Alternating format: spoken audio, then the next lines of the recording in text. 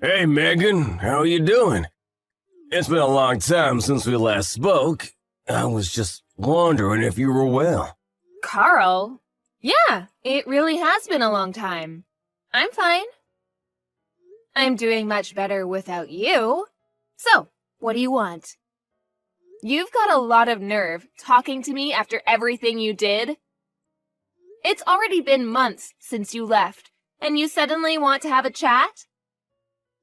Just to let you know, I'm not interested in catching up or making up with you. I just want to know how you've been recently, that's all. You don't have to be so defensive. You must be feeling lonely living all by yourself in that house without me, right? You can't have completely forgotten about me already. Lonely? That's a great joke. I stopped feeling lonely 3 seconds after you walked out the door. Honestly, I felt more angry and sad. But it's already been months. I'm not sad about you anymore. I'm disappointed and still angry enough to not want to have anything to do with you, but otherwise, I'm doing really well. I'm grateful to our lawyers that our divorce went so smoothly and that it was all over so quickly. Thanks to that, I didn't have to meet you in court as often as I expected. Alright, I'm kinda shocked. I thought that you would still feel something for me. I mean, it's only been 6 months, you know? You can't have gotten over me that quickly, can you? I kinda feel like we've really grown apart. I feel like there's a massive distance between us now. We used to be husband and wife, and we were in love, and we lived together, ate dinner together. But look at us now. We're so far apart. Huh? What's your point, Carl? I told you that I'm not interested in talking to you. That includes getting nostalgic about how things used to be. And what do you expect? I don't know where you're living right now, but of course we're far apart, physically and emotionally. We're divorced, and we're never going to see each other ever again. We're complete strangers now. You're no different to any stranger I pass on the street. The difference between you and a stranger is that I would rather have a conversation with any random person rather than speak with you. Megan, don't be so cold. You don't have to be so harsh towards me. I used to be your husband.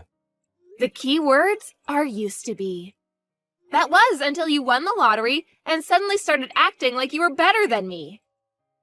Yeah, it was a lot of money, but I don't understand how you could have changed so much in just a matter of hours. You threw me away on the day you won that lottery, and you're telling me that I'm being cold? I don't have anything to say, and I have no intention of being kind to an idiot like you. Trust me, I feel really bad for what I did. I know I've been an idiot. That's why I messaged you today. I did something terrible, but I wish you could just talk to me. I'm really sorry. I hurt your feelings. I thought about what I did since then, and I've reflected on my actions. I regret ever doing something so stupid and impulsive. I should have been more rational when we were talking about the winnings, and shouldn't have reacted like that. No, I should have listened to what you said more carefully. You were being so reasonable about what to do with the money, and I wrecked our marriage because I was so selfish. I regret all of that and more. The fact that you're saying that now means you're in the situation I predicted you'd end up in all those months ago, right? I hate to rub it in, but I told you so. I can't believe it took you so long to realize how wrong you were. I could see it coming from a mile away, but I guess you just had to experience it firsthand. I know, I was stupid and I'm sorry. I finally realized that you warned me that this would happen for my sake. I was too blinded by the money to understand that you were only thinking of me. I wish I could go back in time and change everything, but I can't. I was so stupid and I regret it all. Yeah, you were so stupid. And horrible, too. I get that winning $3 million was a big deal. It's a lot of money, and it's not every day that such a large amount of money comes into hand. I think anyone would panic and get big ideas about how they want to spend their newfound fortune. I was pretty shocked too, and I won't lie, I thought about all the amazing things we could buy too. But the way you reacted was abnormal. Once you knew you had the winning ticket, nothing else mattered to you. You only cared about yourself and the money. I wasn't thinking straight. It was like I was in a dream state. I couldn't help myself. All I suggested was that we should be sensible with how we spend the money and save as much of it as possible for our future together. And keep some money aside in case we had children. I wasn't planning on taking anything from you, and I made no mention of spending it all by myself, but you started raving. Shouting at me that it was your money and that I wasn't allowed to touch a single cent. That it was for you to use the way you wanted to spend it. I never intended to take anything from you, but that's what you assumed. And suddenly, poof! Like magic, you were gone, along with the money. You didn't even answer my messages until you sent me the divorce papers. And even then, you only replied that you would give me alimony if I signed the papers. We had been together for 3 years, but all that went down the drain when you got that money and turned into a completely different man. For weeks, I wondered what those 3 years were, if they meant nothing to you. After I stopped being sad, I realized that I had already wasted 3 years, and that I shouldn't waste any more time trying to make sense of what you did. I know. I was completely at fault. But it was $3 million. Neither of us had even had 1/10 of that amount in our banks at one time. You can imagine why I went so crazy, can't you? Yeah, it's a lot of money, but that doesn't excuse your behavior. You ranted at me that my parents might come and beg you for money because they're so poor and that you couldn't trust anyone anymore. You were insulting me and my family with every word you said. Because you had all this money, you had this ridiculous idea that you were better than all of us. I never knew you could be so hurtful and obnoxious, and I was shocked that you could change so easily because of some money. I don't know what got into me. I don't really know why I said any of that. Well, I didn't mean it, you know that, don't you? I regret everything I did and said after that. Wish I could take it all back. Really? It sounded like you meant it at the time. Don't try and run away from what you did. It's way too late for you to start begging me for forgiveness. I couldn't care any less about how guilty you feel. Your feeling bad isn't going to change anything. Anyway, what do you want? Let's get this over with. What are you talking about? There's a reason why you messaged me today, isn't there? I know you didn't just message me so that you could apologize. No, I really was worried about you. I wanted to show you that it changed and felt bad about what I did. I guess I also wanted to find out what you did with the money I gave you when we divorced. I was just curious about how you spent it, that's all. Money? That's what you're interested in? You're talking about the lump sum of money you gave me, right?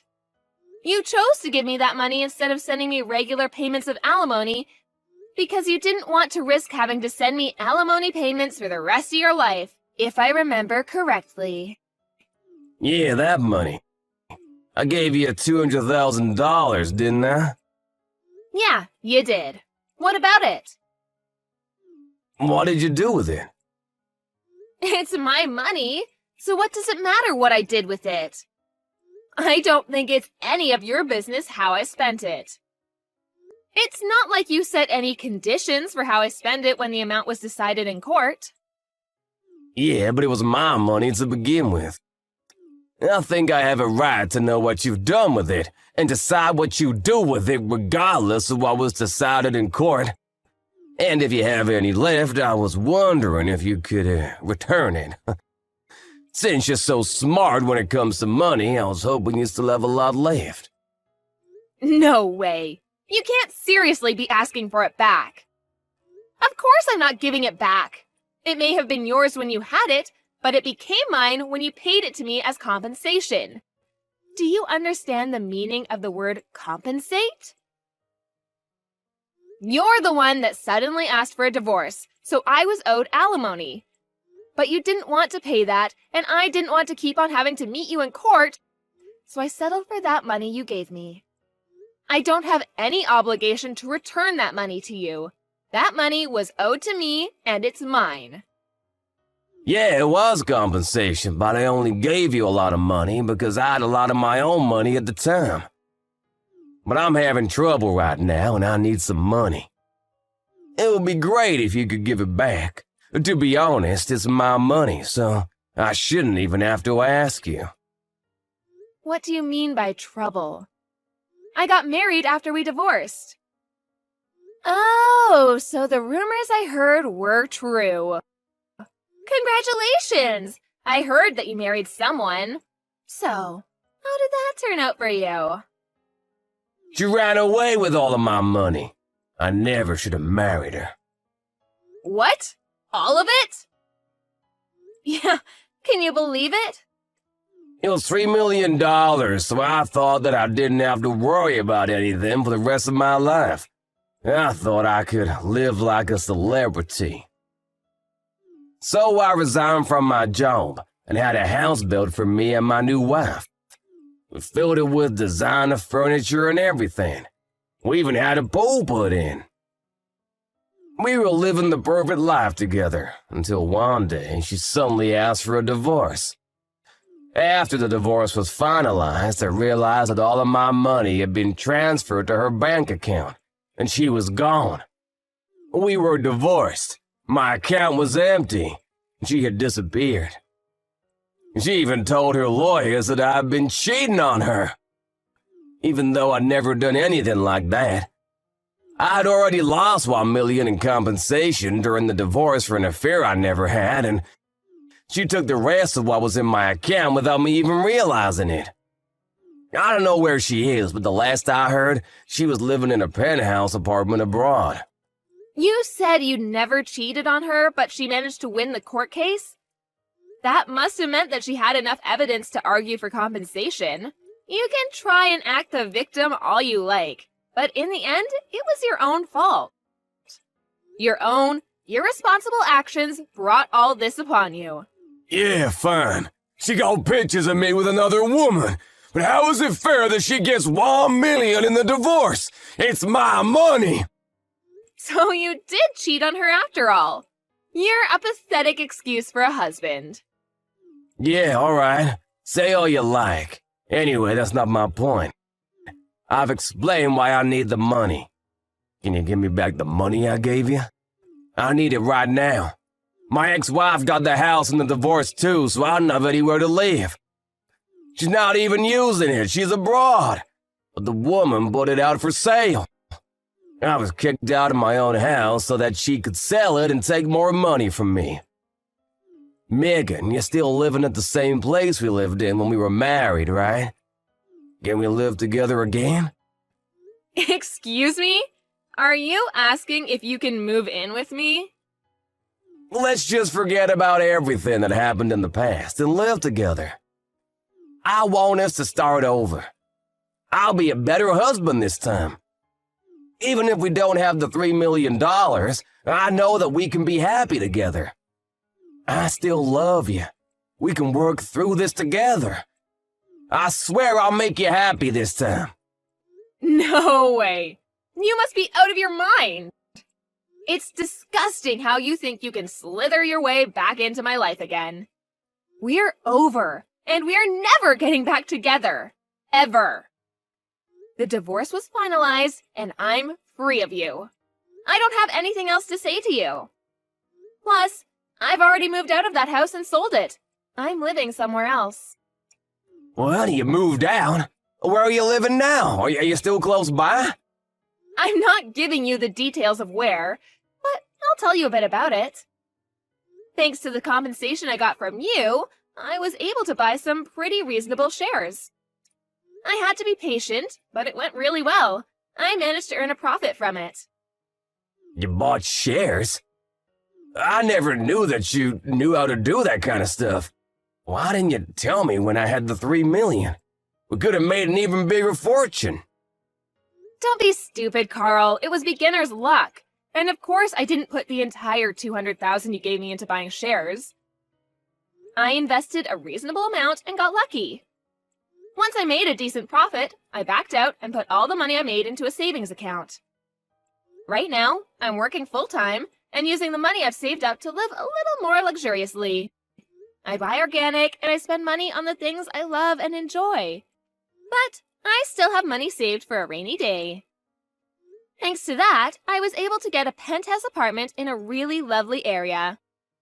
It's not filled with designer furniture, so it might not be as fancy as the place you had, but it's home. I realized early on that it was dangerous to impulse buy when you have so much money at your fingertips, so I try and only buy what I need or really want. I'm doing really well at work too. So, everything's going perfectly. Smooth sailing. I was being serious when I said I was doing better without you. Honestly, I'm grateful that you won that lottery, and I'm glad you told me you wanted a divorce when you did. If you hadn't, I would have been stuck with you. You living in a penthouse apartment too? You're kidding! I never imagined that you would end up being so successful. It's only been 6 months since we divorced. But that's my money you're standing on. You and my other exes, you're both living in luxury thanks to me. It's money we were owed. I don't know what to say about that money she took from your account. Except maybe that it was just karma coming around to bite you in the ass. By the way, how much money do you have saved right now? About $200? You can't be serious. You're turning 36 this year, aren't you? You don't have a place to live, you're unemployed, and you only have $200 saved? I would sympathize, but I know that it's all your own fault. What are you planning to do from now on? I was just kicked out of my own house last week. I haven't been able to find a job yet.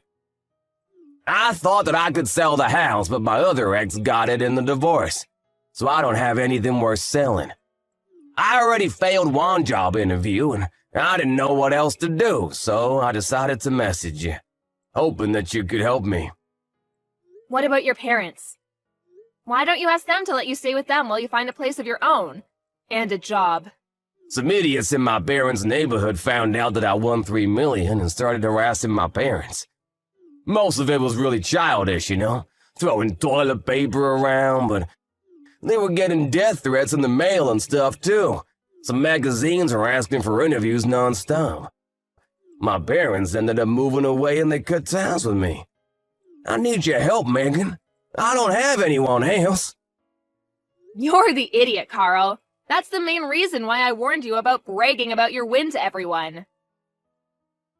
Just because you won $3 million doesn't make you better than everyone else. I told you that you shouldn't get carried away, didn't I? But you didn't listen, and you lost a lot of friends and made a lot of enemies in the process. I know. I regret a lot of what I did. I regret not listening to you the most, because none of this would have happened if I just did as you said. That's why I want to get back together again. I need you to keep me in check. Sorry, Carl, but I'm not interested in being your babysitter. We're never getting back together. There's not even a 1% chance of it happening. Why not? I'm not asking you to be my babysitter. I want us to be husband and wife again. We didn't get divorced because we stopped loving each other. You still love me, don't you? We can get back together again. You must be joking. You're the only one that thinks we still have a chance. I don't know whether you do actually still have any feelings for me, or if you're just saying all this because you want money. But either way, it doesn't change how I feel about you. The second you said you wanted a divorce, I hated you from the bottom of my heart. You chose your money over me. You made that really clear during the divorce. Now, I'm indifferent. I couldn't care less about what happens to you. Don't say that. That hurts more than being told you hate me. Please, I'm begging you for help. Could you at least have some pity for me? I need your help. We used to be married, remember? We spent 3 years living in the same house. We can forget about everything and start new together. No thanks. You're the one that asked for a divorce despite the 3 years we spent together. So don't bring it up as a reason to get back together. Then could you at least lend me some money? That's all I asked for. You said you've got money saved up. You can spare some, can't you? You made that money because of the money I gave you. You owe me. Come on. I don't even have a place to live. I'm begging you, Megan. Help me out. I don't have anyone else to turn to. I don't have any obligation to help you. You won $3 million and you told me that you didn't trust me with your money, saying that I might waste it all on shopping sprees. Only God knows where you got the idea that I would do that. You said you wanted to spend it how you liked and demanded I sign the divorce papers. And you left, taking all your money with you. Well, I'm telling you now that I'm free to spend the money I have however I like, including the money I got as compensation. I don't have a single cent to give you. Then what am I supposed to do? The reason why you have so much money right now is because of the money I gave you. Don't you feel any gratitude towards me? You could at least give something back as thanks. It's not fair that you're living in a penthouse apartment and have money saved and still have a job. I don't have anything. How can I accept that? Why should I care whether you accept it or not? You were living in a house filled with designer items and lived the celebrity life for a few months, didn't you? I hear that your new wife was quite beautiful, too. You didn't have to work and spent your days relaxing, sleeping, and eating, I guess. Do you remember what you told me when you left me? You said that you were rich and that you deserved better than a boring old woman like me. Even though we're the same age. Even though you would be just as boring without that money. You said that you were going to find someone younger and prettier. Someone that would suit your newfound fortune. Did you think I would forget that you said that? I don't remember saying anything like that at all. But I'm sorry, I really am. I wasn't myself then. I didn't think that at all. I've never thought anything like that. You didn't think I was being serious, did you? Ever since we got divorced, I've been thinking about you. I just want to get back together. I realized after spending a few months living with my other wife that the only one for me was you. I need you, Megan. Really? You need me? Thanks. I'm so flattered. Is that all you have to say? I'm begging you here. Just listen to what I have to say, please. Can't you be a little interested just for a minute? I just need $1,000, that's all. I won't ask for any more than that. I'll pay you back. Megan, are you listening to me? If I have $1,000, I can buy lottery tickets again. I'll win a fortune, and I'll be able to give you all the money you want. You've got to be kidding. I guess it's true that money drives people crazy. You hear a lot in the news about how people spent their winnings on something ridiculous, but I think you've outdone all of them. I've never heard of anyone that had to beg their ex for money to bet their chances on a second win.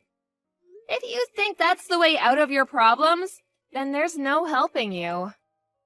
What do you mean there's no helping me? You can help me. I just need money. We can fix everything if we get back together and help each other through this.